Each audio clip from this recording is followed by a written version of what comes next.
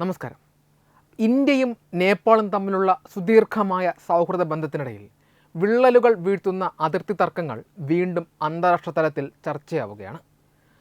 കൈലാസ് മാനസ സരോവർ യാത്രയ്ക്കായി ഇന്ത്യ ലിപുലേഖ് ചുരം വഴി നിർമ്മിച്ച പാതയ്ക്കെതിരെ നേപ്പാൾ ശക്തമായ പ്രതിഷേധം രേഖപ്പെടുത്തിയതോടെയാണ് ഈ വിഷയം വീണ്ടും സജീവമാകുന്നത്. എന്നാൽ നേപ്പാളിൻ്റെ വാദങ്ങൾ അടിസ്ഥാനരഹിതമാണ് എന്ന് വ്യക്തമാക്കിയ ഇന്ത്യ തങ്ങളുടെ നിലപാട് ചരിത്രപരമായി ശരിയാണ് എന്നും പണ്ട് മുതലേ നിലനിൽക്കുന്നതാണ് എന്നും ആവർത്തിക്കുന്നു. ലിപുലേഖ് ചുരവുമായി ബന്ധപ്പെട്ട് ഇന്ത്യയുടെ നിലപാട് വ്യക്തവും സുസ്ഥിരവുമാണെന്ന് വിദേശകാര്യ മന്ത്രാലയം പ്രസ്താവിച്ചു കഴിഞ്ഞു. നേപ്പാളിൻ്റെ പ്രാദേശിക അവകാശവാദങ്ങൾക്ക് ചരിത്രപരമായ തെളിവുകളുടെ പിൻബലമില്ല എന്നും ഏകപക്ഷീയമായി അതിർത്തി വിപുലീകരിക്കാനുള്ള ശ്രമമാണ് കാഠ്മണ്ഡു നടത്തുന്നതെന്നും ഇന്ത്യ കുറ്റപ്പെടുത്തുന്നു. ഇരു രാജ്യങ്ങളും തമ്മിലുള്ള ഉഭയകക്ഷി ബന്ധത്തെ ബാധിക്കുന്ന കമലാപാണി ലിപുലേഖ് ലിംബിയാധുര തർക്കം ഇതോടെ വീണ്ടും നയതന്ത്ര ചർച്ചകളുടെ കേന്ദ്ര ബിന്ദുവായി മാറിയിരിക്കുകയാണ്. 1954 മുതൽ തന്നെ തീർത്ഥാടകർ കൈലാസ് മാനസ സരോവർ യാത്രയ്ക്കായി ലിപുലേഖ് ചുരം ഉപയോഗിക്കുന്നുണ്ടെന്ന് വിദേശകാര്യ മന്ത്രാലയം ചൂണ്ടിക്കാട്ടി. ഈ പാത പുതിയതായി വികസിപ്പിച്ചെടുത്ത ഒന്നല്ല എന്നും പതിറ്റാണ്ടുകളായി നിലനിൽക്കുന്നതാണെന്നും ഇന്ത്യ വ്യക്തമാക്കുന്നു. നേപ്പാൾ ഉന്നയിക്കുന്ന പുതിയ അവകാശവാദങ്ങൾ ന്യായീകരിക്കുവാൻ കഴിയില്ല എന്നും ചരിത്രപരമായ വസ്തുതകളെ അത് ചോദ്യം ചെയ്യുന്നുണ്ടെന്നും ഇന്ത്യ വാദിക്കുന്നു. എങ്കിലും ഈ വിഷയത്തിൽ വിട്ടുവീഴ്ചയില്ലാത്ത നിലപാട് സ്വീകരിക്കുമ്പോഴും നേപ്പാളുമായി ചർച്ചകൾക്ക് ഇന്ത്യ തയ്യാറാണ് എന്ന സൂചനയും വിദേശകാര്യ മന്ത്രാലയം നൽകുന്നുണ്ട്. അതിർത്തി പ്രശ്നങ്ങൾ പരിഹരിക്കുന്നതിനായി നയതന്ത്ര ചാനലുകളിലൂടെയുള്ള ക്രിയാത്മകമായ ഇടപെടലുകൾക്ക് ഇന്ത്യ എന്നും തുറന്ന മനസ്സോടെയാണ് സമീപിക്കുന്നത്. അയൽ രാജ്യങ്ങൾ തമ്മിലുള്ള പ്രശ്നങ്ങൾ ചർച്ചകളിലൂടെയും നയതന്ത്രത്തിലൂടെയും പരിഹരിക്കുക എന്നതാണ് ഇന്ത്യയുടെ പ്രഖ്യാപിത നയം.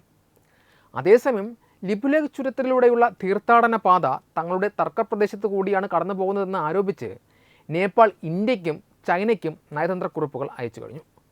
1816 സുഗൗളി കരാർ പ്രകാരം ലിംബിയാധുര, ലിപുലേഖ്, കാലാപാനി എന്നീ പ്രദേശങ്ങൾ നേപ്പാളിൻ്റെ അവിഭാജ്യ ഘടകമാണ് എന്നാണ് കാഠ്മണ്ഡുവിൻ്റെ വാദം. രാഷ്ട്രീയ പാർട്ടികളുമായി നടത്തിയ ചർച്ചകൾക്ക് ശേഷമാണ് നേപ്പാൾ ഔദ്യോഗികമായി ഈ പ്രതിഷേധം അറിയിക്കുന്നത്. ഈ പ്രദേശത്ത് റോഡ് നിർമ്മാണം, വ്യാപാരം, തീർത്ഥാടനം എന്നിവ തടയണമെന്ന് നേപ്പാൾ ഇന്ത്യയോട് ആവശ്യപ്പെടുന്നു. അതിർത്തി പ്രശ്നം വളരെ സെൻസിറ്റീവായ ഒന്നാണ് എന്നും മുൻപും ഈ വിഷയം ഉന്നയിച്ചിട്ടുണ്ടെന്നും നേപ്പാൾ വിദേശകാര്യ മന്ത്രാലയം ഓർമ്മിപ്പിക്കുന്നു. ചൈനയുമായും ഈ വിഷയം നേപ്പാൾ സംസാരിച്ചിട്ടുണ്ട്. ലിപുലേഖ് പ്രദേശം നേപ്പാളിൻ്റെ അധികാര പരിധിയിൽ വരുന്നതാണെന്നാണ് അവർ ചൈനയെ അറിയിച്ചിരിക്കുന്നത്. ഇന്ത്യയും നേപ്പാളും തമ്മിലുള്ള അടുത്ത ബന്ധത്തിൻ്റെ പശ്ചാത്തലത്തിൽ ചരിത്രപരമായ തെളിവുകളുടെയും നയതന്ത്ര ചർച്ചകളുടെയും അടിസ്ഥാനത്തിൽ അതിർത്തി പ്രശ്നം പരിഹരിക്കാൻ നേപ്പാളും താൽപ്പര്യം പ്രകടിപ്പിച്ചിട്ടുണ്ട്. കമലാപാണി ലിപുലേഖ് മേഖല വർഷങ്ങളായി ഇന്ത്യയും നേപ്പാളും ചൈനയും തമ്മിലുള്ള തർക്ക വിഷയമായി നിലനിൽക്കുന്നു. ഈ പ്രദേശത്തെ ചൊല്ലിയുള്ള വാദപ്രതിവാദങ്ങൾ ഇരു രാജ്യങ്ങൾക്കുമിടയിൽ ഇടയ്ക്കിടെ അസ്വസ്ഥതകൾ സൃഷ്ടിക്കാറുണ്ട്. നിലവിൽ ഇന്ത്യൻ ഭാഗത്തു നിന്നുള്ള തീർത്ഥാടന പാത പ്രവർത്തനക്ഷമമാണ് എങ്കിലും നേപ്പാളിൻ്റെ പ്രതിഷേധം ഈ വിഷയത്തെ വീണ്ടും ആഗോള ശ്രദ്ധയിലേക്ക് കൊണ്ടുവന്നു. നയതന്ത്ര തലത്തിലുള്ള തുടർ നടപടികൾക്കായാണ് ഇപ്പോൾ ലോകം കാത്തിരിക്കുന്നത്. സമാധാനപരമായ ചർച്ചകളിലൂടെ ഇരു രാജ്യങ്ങൾക്കും സ്വീകാര്യമായ ഒരു പരിഹാരം ഉണ്ടാകുന്നത് ഏഷ്യൻ മേഖലയിലെ സുരക്ഷയ്ക്കും സമാധാനത്തിനും അത്യന്താപേക്ഷിതമാണ്. ഇന്ത്യയും നേപ്പാളും തമ്മിൽ ദശാബ്ദങ്ങളായി നിലനിൽക്കുന്ന സുദൃഢമായ സൗഹൃദ ബന്ധത്തിന് വിള്ളലേൽപ്പിക്കുന്ന ഒന്നായി ലിപുലേഖ് ചുരത്തെ ചൊല്ലിയുള്ള തർക്കം ഇതിനോടകം മാറിക്കഴിഞ്ഞിരിക്കുന്നു. ഉത്തരാഖണ്ഡിലെ പിത്തോറാഗഡ് ജില്ലയിൽ സമുദ്രനിരപ്പിൽ നിന്ന് ഏകദേശം 5200 മീറ്റർ ഉയരത്തിൽ സ്ഥിതി ചെയ്യുന്ന ഈ പ്രദേശം ഇന്ത്യയെ സംബന്ധിച്ചിടത്തോളം തന്ത്രപ്രധാനമായ ഒരു സൈനിക കേന്ദ്രവും അതിലുപരി ആയിരക്കണക്കിന് ഭക്തർ കൈലാസ മാനസ സരോവറിലേക്ക് പോകുന്ന പുണ്യപാതയുമാണ്. എന്നാൽ ചരിത്രപരമായ രേഖകളെല്ലാം നിലവിലുള്ള ധാരണകളെയും കാറ്റിൽ പറത്തിക്കൊണ്ട് ലിപുലേഖ് തങ്ങളുടേതാണ് എന്ന് നേപ്പാൾ അവകാശപ്പെടുന്നത് ദൗർഭാഗ്യകരവും അനാവശ്യവുമായൊരു പ്രകോപനമാണ്. 1816 സുഗൗലി ഉടമ്പടി പ്രകാരം മഹാകാളി നദിയുടെ കിഴക്കൻ പ്രദേശം നേപ്പാളിൻ്റേതാണ് എന്ന വാദമുയർത്തിയാണ് അവർ ലിംബിയാധുര, കാലാപാനി, ലിപുലേഖ് എന്നീ പ്രദേശങ്ങൾക്കായി രംഗത്തെത്തുന്നത്. എന്നാൽ കാലാകാലങ്ങളായി ഇന്ത്യയുടെ ഭരണപരമായ നിയന്ത്രണത്തിലുള്ളതും ഇന്ത്യൻ സൈന്യം നിലയുറപ്പിച്ചിട്ടുള്ളതുമായ ഈ ഭൂപ്രദേശങ്ങളെ പെട്ടെന്നൊരു ദിവസം സ്വന്തമാക്കാൻ ശ്രമിക്കുന്നത് അന്താരാഷ്ട്ര നയതന്ത്ര മര്യാദകളുടെ ലംഘനമാണ്. നേപ്പാൾ ഭരണകൂടം സ്വീകരിക്കുന്ന ഈ കടുത്ത നിലപാടിന് പിന്നിൽ ആന്തരികമായ രാഷ്ട്രീയ പ്രതിസന്ധികൾ മറച്ചുവെക്കാനുള്ള ശ്രമമുണ്ട് എന്നത് വ്യക്തമായ കാര്യമാണ്. ആഭ്യന്തരമായി ജനപിന്തുണ നഷ്ടപ്പെടുമ്പോൾ തീവ്ര ദേശീയത ഉയർത്തിക്കാട്ടി ജനശ്രദ്ധ തിരിക്കുക എന്ന രാഷ്ട്രീയ തന്ത്രമാണ് ഇവിടെ പ്രയോഗിക്കപ്പെടുന്നത്. ഇന്ത്യയുടെ ഭൂപ്രദേശങ്ങൾ ഉൾപ്പെടുത്തി പുതിയ രാഷ്ട്രീയ ഭൂപടം നിർമ്മിക്കുകയും അത് ഭരണഘടനയുടെ ഭാഗമാക്കുകയും ചെയ്ത നേപ്പാളിൻ്റെ നടപടി തികച്ചും ഏകപക്ഷീയമാണ്. അയൽ രാജ്യങ്ങൾ തമ്മിലുള്ള അതിർത്തി തർക്കങ്ങൾ ചർച്ചകളിലൂടെ പരിഹരിക്കുന്നതിന് പകരം ചരിത്രരേഖകളെ തങ്ങൾക്ക് അനുകൂലമായ രീതിയിൽ മാത്രം വ്യാഖ്യാനിച്ച് പ്രകോപനം സൃഷ്ടിക്കുന്നത് സമാധാനപരമായ സഹവർത്തിത്വത്തിന് ഗുണകരമല്ല. ഇന്ത്യയുമായി ആഴത്തിലുള്ള സാംസ്കാരിക സാമ്പത്തിക ബന്ധമുള്ള ഒരു രാജ്യം ഇത്തരത്തിൽ ശത്രുതാപരമായ സമീപനം സ്വീകരിക്കുന്നത് സ്വന്തം ജനതയുടെ താൽപ്പര്യങ്ങൾക്ക് വിരുദ്ധമാണ്. ഈ തർക്കത്തിന് പിന്നിൽ ചൈനയുടെ അദൃശ്യമായ കരങ്ങളുണ്ട് എന്ന ആരോപണം തള്ളിക്കളയാൻ സാധിക്കില്ല. ദക്ഷിണേഷ്യയിൽ ഇന്ത്യയുടെ സ്വാധീനം കുറയ്ക്കുന്നതിനായി നേപ്പാളിനെ ഒരു കരുവാക്കി മാറ്റാൻ ചൈന പലപ്പോഴും ശ്രമിക്കുന്നുണ്ട്. ഹിമാലയൻ മേഖലയിൽ തങ്ങളുടെ സാന്നിധ്യം ശക്തമാക്കാൻ ആഗ്രഹിക്കുന്ന ചൈനയ്ക്ക് ലിപുലേഖ് പോലെയൊരു തന്ത്രപരമായ ഇടം ഇന്ത്യയുടെ നിയന്ത്രണത്തിലാകുന്നത് വലിയ വെല്ലുവിളിയാണ്.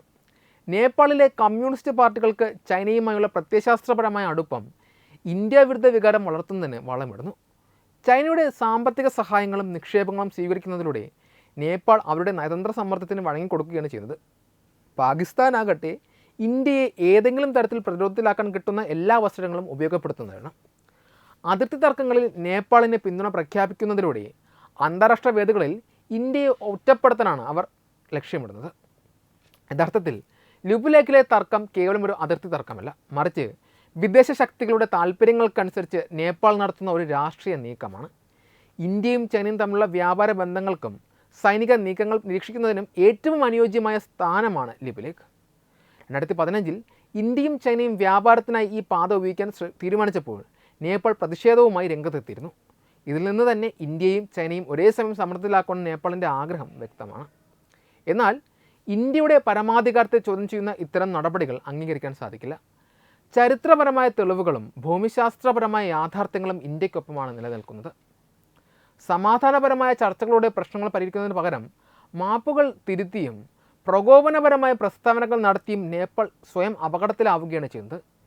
ചൈനയെപ്പോലൊരു രാജ്യം നേപ്പാളിൻ്റെ താൽപ്പര്യങ്ങളെക്കാൾ സ്വന്തം ആധിപത്യത്തിനാണ് മുൻഗണന നൽകുന്നത്.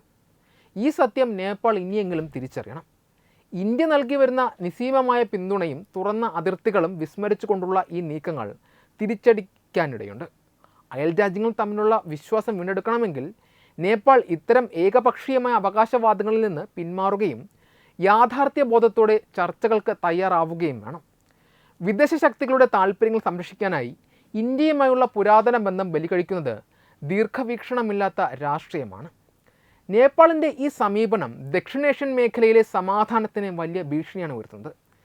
ചൈനയുടെ കടക്കെണിയിലും രാഷ്ട്രീയ സ്വാധീനത്തിലും പെട്ട് സ്വന്തം സ്വത്വം നഷ്ടപ്പെടുത്തുന്ന നേപ്പാൾ ഇന്ത്യയുടെ സുരക്ഷാ താൽപ്പര്യങ്ങളെ ബഹുമാനിക്കാൻ പഠിക്കേണ്ടതുണ്ട്.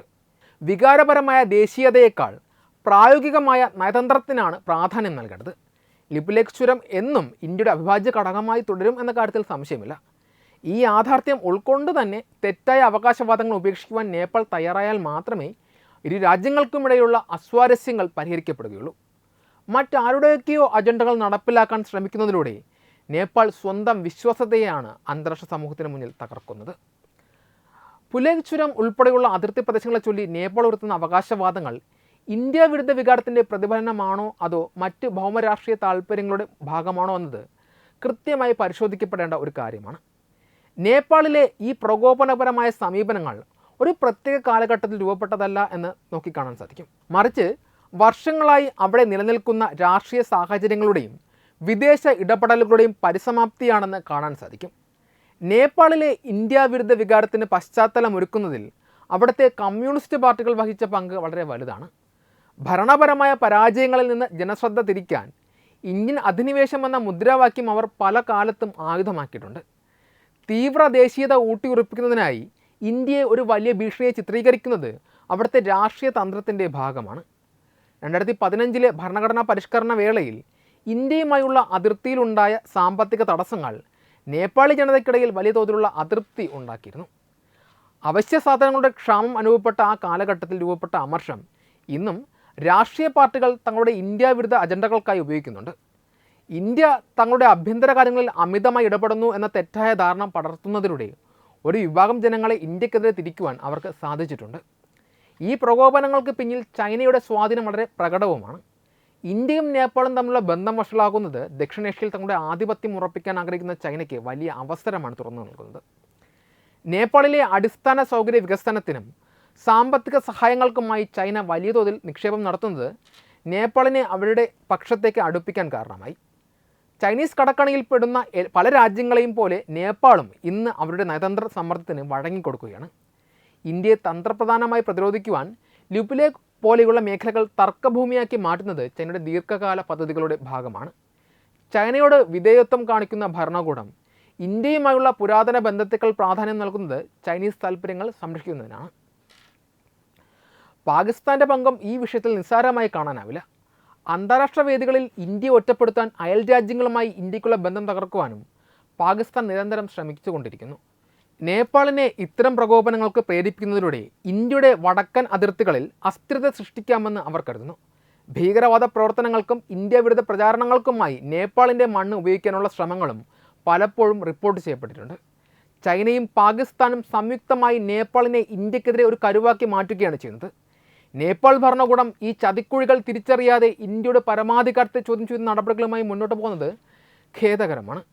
നേപ്പാളിലെ ഇന്നത്തെ പ്രകോപനം കേവലം ഒരു അതിർത്തി തർക്കമല്ല, മറിച്ച് രാജ്യത്തെ വിദേശ ശക്തികൾക്ക് പണയം വയ്ക്കുന്ന രാഷ്ട്രീയ നയത്തിൻ്റെ ഫലമാണ്. ചരിത്രരേഖകളെയും ഉടമ്പടികളെയും തങ്ങൾക്ക് അനുകൂലമായി വളച്ചൊടിക്കുന്നതിലൂടെ നേപ്പാൾ അന്താരാഷ്ട്ര സമൂഹത്തിന് മുന്നിൽ സ്വന്തം വിശ്വാസത്തെ തകർക്കുന്നു. ഇന്ത്യ നൽകി വരുന്ന അളവറ്റ സഹായങ്ങളും തുറന്ന അതിർത്തികളും വിസ്മരിച്ചുകൊണ്ട് ശത്രുതാപരമായ സമീപനം സ്വീകരിക്കുന്നത് ദീർഘവീക്ഷണമില്ലാത്ത രാഷ്ട്രീയമാണ്. അയൽ രാജ്യങ്ങളുമായുള്ള സമാധാനപരമായ സഹവർത്തിത്വത്തെക്കാൾ പ്രധാനം വിദേശ അജണ്ടകൾക്ക് നൽകുന്ന നേപ്പാളിൻ്റെ ഭാവിക്ക് തന്നെ ദോഷകരമായി ഇത് ഭവിക്കും. ഇന്ത്യയുമായുള്ള ബന്ധം സാധാരണ നിലയിലാക്കുവാൻ നേപ്പാൾ ഇത്തരം പ്രകോപനങ്ങളിൽ നിന്ന് പിന്മാറുകയും യാഥാർത്ഥ്യബോധത്തോടെ ചർച്ചകൾക്ക് തയ്യാറാവുകയും വേണം. വിദേശ ശക്തികളുടെ കളിപ്പാവയായി മാറുന്നത് സ്വന്തം ജനതയുടെ താൽപ്പര്യങ്ങൾ ബലികഴിപ്പിക്കുന്നതിന് തുല്യമാണെന്ന് നേപ്പാൾ ഭരണകൂടം മനസ്സിലാക്കേണ്ടിയിരിക്കുന്നു. വെബ് ഡെസ്ക് തത്തുമൈ ന്യൂസ്.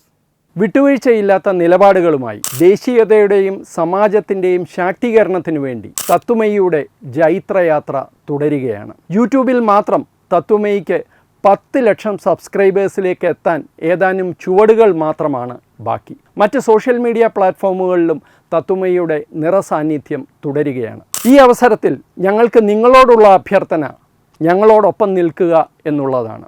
നിങ്ങൾ ഉപയോഗിക്കുന്ന ഏത് സോഷ്യൽ മീഡിയ പ്ലാറ്റ്ഫോം ആണെങ്കിലും ഞങ്ങളുടെ വരിക്കാരാകുക, ഞങ്ങളെ സബ്സ്ക്രൈബ് ചെയ്യുക, നിങ്ങളുടെ സുഹൃത്തുക്കളിലേക്ക് തത്തുമയിയുടെ ഈ സന്ദേശം പ്രചരിപ്പിക്കുക. ഞങ്ങളോടൊപ്പം നിൽക്കൂ, രാഷ്ട്രത്തോടൊപ്പം നിൽക്കൂ, ദേശീയതയ്ക്കൊപ്പം സഞ്ചരിക്കൂ.